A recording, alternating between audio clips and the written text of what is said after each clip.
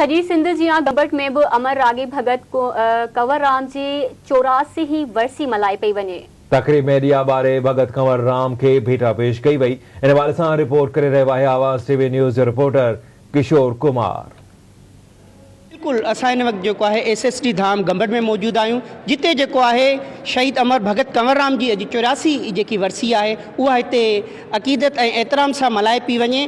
इन वर्सी तकरीब में जो है सानिया वंदन से गड जो हिंदू बिरादरी जा मानू उहे मेणबत्तियों बारे गुल निशावर करे संदस जो है उनके याद करे अज भेटा पेश करे रहा है। अचो तो मौजूद इन तकरीब में जो शिरकत कंदड़ उन्हनि सां ॻाल्हि ॿोल कंदासीं तो उन्हनि जो छा चवणु आहे। भगत कंवर राम हिकिड़ो फ़लसफ़े नालो आहे। भगत कंवर राम वॾी कुर्बानियूं ॾिनल आहिनि। जेके ग़रीबनि अंधड़नि मंडड़नि लूलनि लंगड़नि खे तव्हां ॾिठो हूंदो हो हुन में भेदभाव न हो, इंसान ज़ात सां प्यार कंदो हो, हिंदू मुस्लमान सां गॾु खणी हलंदो।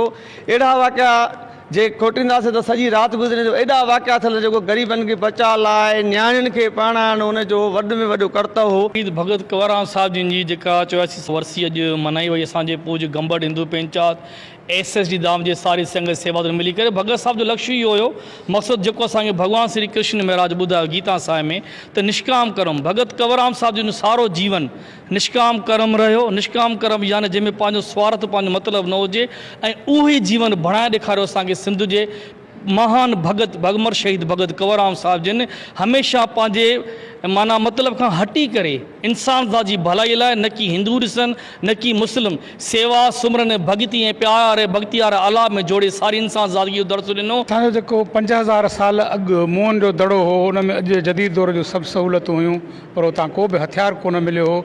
इहो हिन जो सबूत आहे त रवादारी ऐं मोहबत जी सिंध हुई।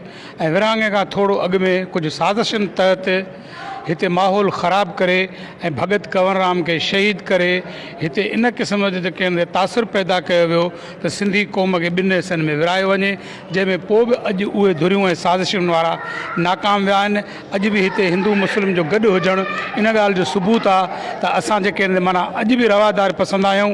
रवादारी ऐं राग जो मुजस्सिम हो, हू न सिर्फ़ु हिकु हिंदू फ़र्द हो पर हिकु सिंधी क़ौम जो हिकु आशिक़ु ऐं जंहिं बिग़ैर मतभेद जे हिंदू मुस्लिम खे गॾु करे हिकु इंसानियत जो फ़लसफ़ो ॾिनो। साहब हिकु सूफ़ी हो, संत हो, दरवेश हो ऐं इंसान परस्त हुयो। माना हिकिड़ी वॾी बहितरीनु ॻाल्हि जेकी मूंखे भगत कंवर राम साहब में नज़र ईंदी त माना जॾहिं बि उहो मदद कंदो त नादारनि जी मिसकीननि ग़रीबनि जी कंहिंखे ॾाढ़ी हूंदी न हूंदी उनजो चहिरो कोन ॾिसंदो पर जेको उनजे वसार हूंदो उन मिसकीननि ऐं मोहताजनि जी मदद कंदो।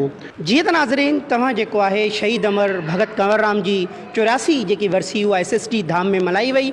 हिन वर्सी तकरीब में जेके शिरकत कंदड़ हुआ उन्हनि जो चवणु हुयो भगत कंवर राम हिकिड़े फ़लसफ़े जो नालो हुयो जंहिं जेको आहे बिना मतभेद जे इंसान ज़ात जी ख़िदमत कई आहे ऐं संदसि जेको आहे कयल ख़िदमतुनि खे हमेशह यादि रखियो वेंदो। कैमरामैन आकाश कुमार सां गॾु किशोर कुमार, आवाज़ TV न्यूज़, गंबट।